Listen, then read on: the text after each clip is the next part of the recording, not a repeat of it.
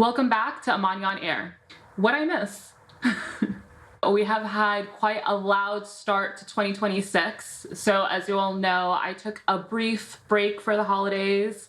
Happy New Year. Welcome to a new season of an absolute show.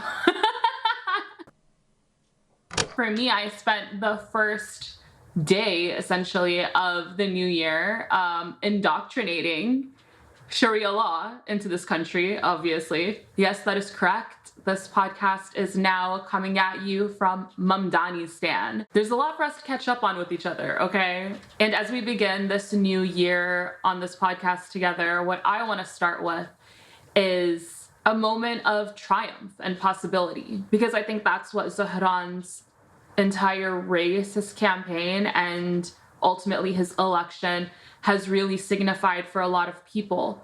I spent day one of 2026 at Zohran Mamdani's inauguration, and wow, that was quite a historic and beautiful start to what I think a lot of us feel is going to be a year of much movement and hopefully a lot of progress, because I'm here to declare that 2026 is the year that woke is back, and we're watching it unfold right before our eyes.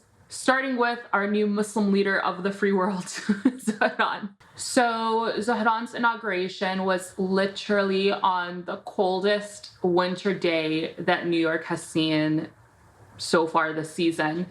Funny enough, one of the speakers said that somebody told him that Zohran will only win once hell freezes over. So it seemed very appropriate for the occasion. And when I got there, how it felt was just pure excitement and happiness and positive energy. I mean, there were thousands of people literally lined up outside of the inauguration. We arrived early, and there were thousands of people already lined up. He hosted a block party outside of the inauguration, which was really cool for like members of the public. And I mean, when we pulled up, every single person that the eye could see had on Zohran Mamdani hats, scarves, shirts, merch. Like, you could tell that we were in the right place just off of that alone. I had a bit of a quabble getting in there because I sustained an injury over the holidays. I know it sucks, but your girl has been on crutches. Basically, imagine arriving to a mayor inauguration in the middle of New York City and you're on crutches through these throngs of people. Zohran's team was so phenomenal. They were ready and prepared. They came and found me. They escorted me straight through. It was a complete breeze. It was great, and I really appreciated them deeply for that. So when we got there, immediately we're taken to our seats. I mean, upon entering, it was just so many familiar faces. People that were part of the New York City community, people that were part of Zohran's campaign, public figures, cultural icons, just so many people had come out for this momentous occasion and to honor Zohran and welcome him as our new mayor. And it was really fun. I actually went there with Ruba Abu Nima, who is a great friend of mine. She's also Middle Eastern. She's a badass. She's done a lot of campaigns that are probably familiar to you. But once we made our way around the crowds of people and started working our way through, it was really, really fun. I mean, like running into everyone. And a bunch of people came up to me that were followers of Muslim Girl, which was really cool to see. Then I ran into my longtime friend, Tahani Abushi, who actually was a candidate for Manhattan DA a few years ago. She is a prolific civil rights lawyer, and she comes from an incredible and highly accomplished family. God bless. So she and her family were there. She's part of City Hall, and her family insisted that we sit with them, which was really nice.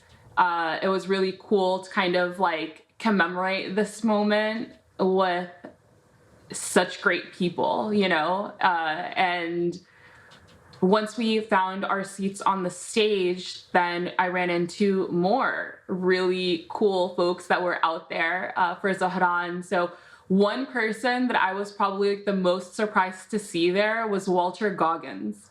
I had no idea of this man's politics, but it just already was a fan of his. It just made me admire him even more.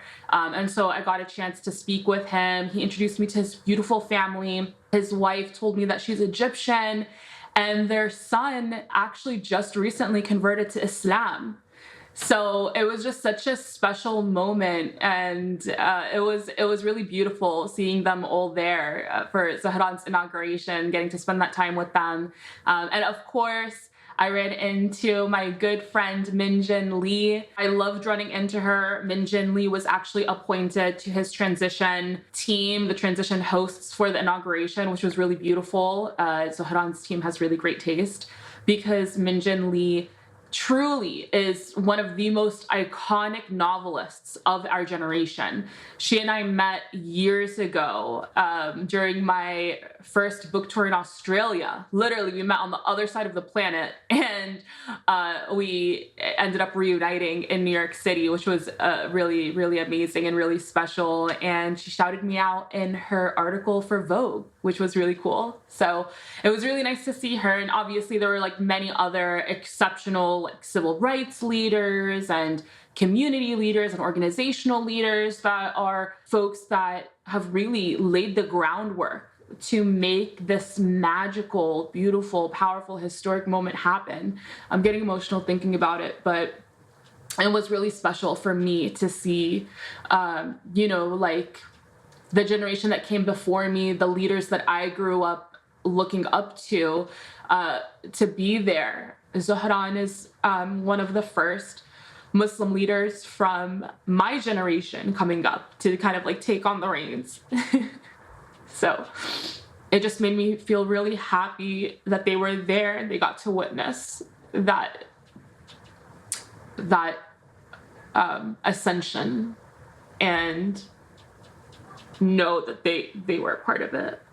So yeah, then we found our seats and the program commenced, and it was really a day that I will remember and enjoy bragging about being a part of for the rest of my life.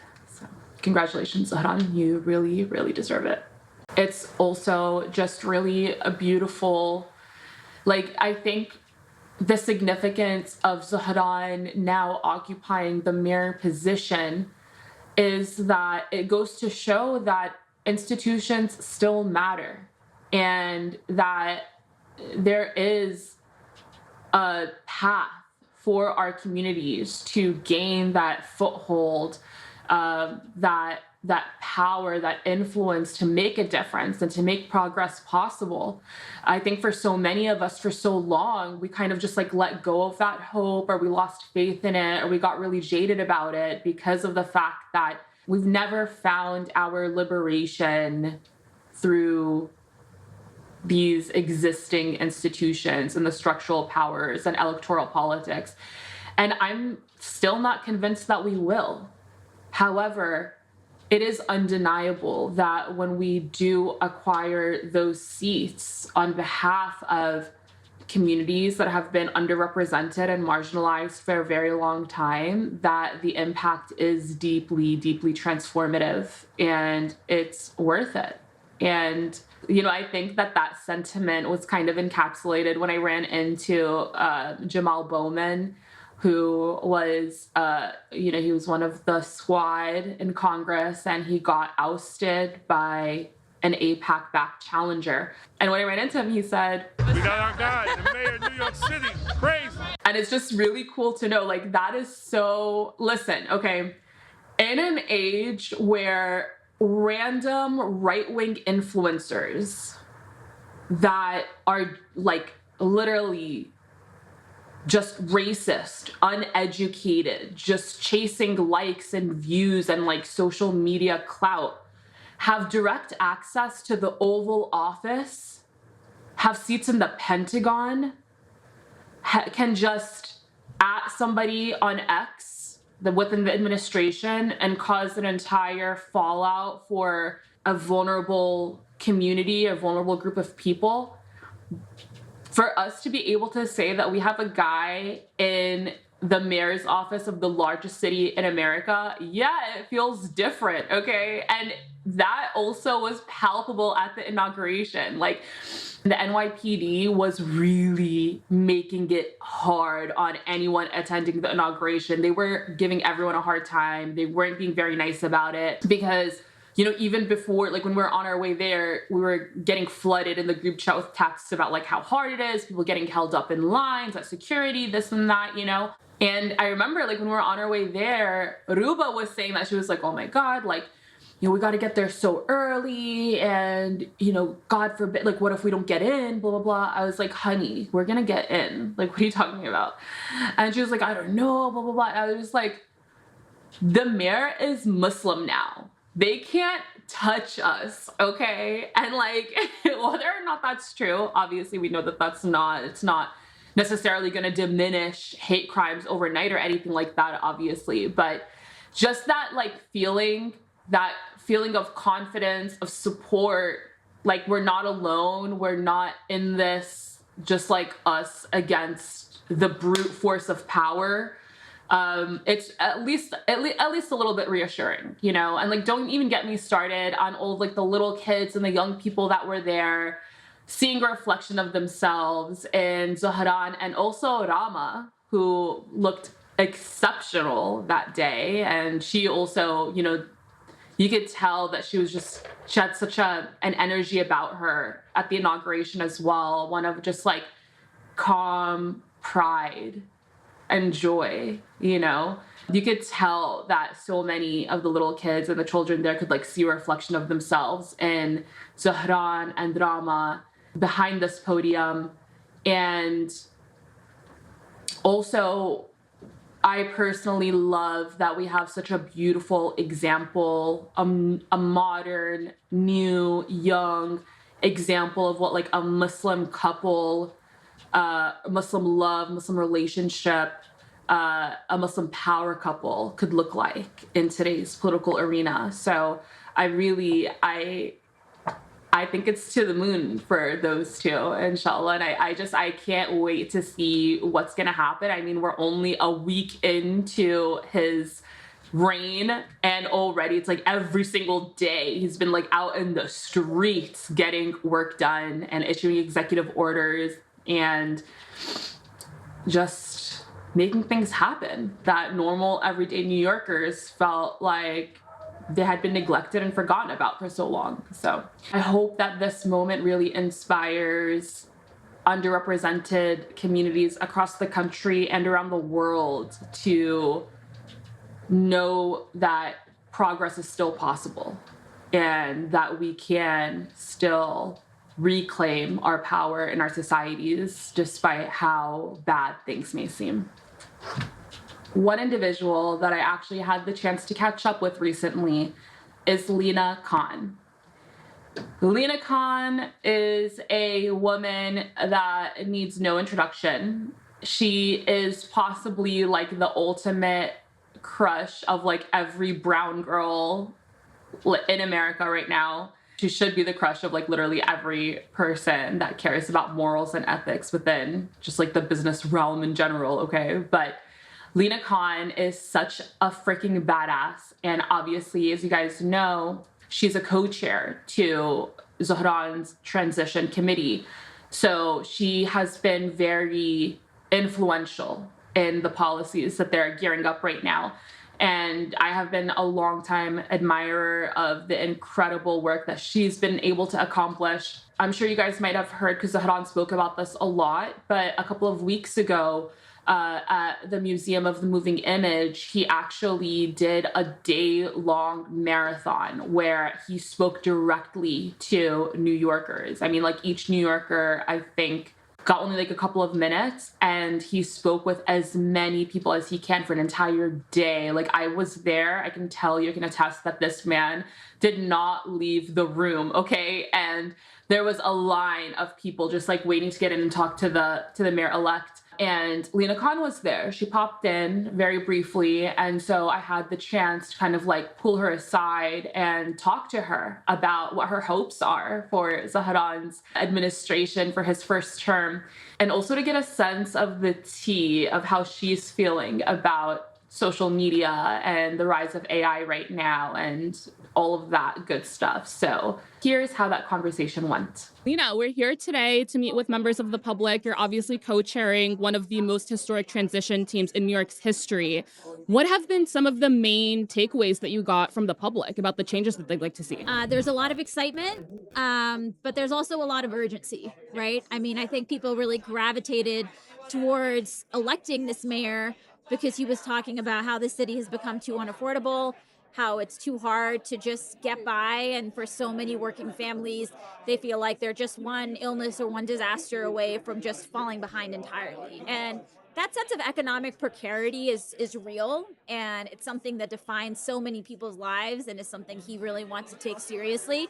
And so people are going to hold him to that and have expectations and be a little impatient about, when's the first public grocery store going to come up, when their bus is going to get fast. And so I think there's both a lot of excitement and a lot of interest in how do we stay involved, right? I mean, this was a campaign that saw historic levels of engagement. I was just talking to a couple of 16-year-olds that had been field organizers, and, they're sophomores in high school, literally. I've talked to, especially in the immigrant community, people who had never voted before. They've lived here for decades, and this was the first time they'd actually voted in New York City elections. So I think there's been a degree of civic engagement that people want to know, okay, what do we do next? Yeah. How do we make sure now that Zohran Mamdani is going to be mayor that we can best support him in getting his agenda through? And so those are some of the things that we've been hearing. And obviously with your background, you bring like such a breadth of insight and expertise into implementing these changes and making them possible. And a lot of the background that you have is directly connected to the affordability agenda that we have for New York City and that we've seen across many other communities across the country. I'm curious if any of that has come up, like ways that your background is going to apply to the changes that people want to see or like the issues that are the top of mind for them, especially like amongst young people. I know that there's been a lot of concerns about the growth of like big tech and AI going unregulated and all of the ways that that's going to be impacting people's everyday lives. I'm curious if that has come up at all in your conversations. Especially among some of the young people who came and spoke with me, they were asking about, what are you going to do to hold corporations accountable?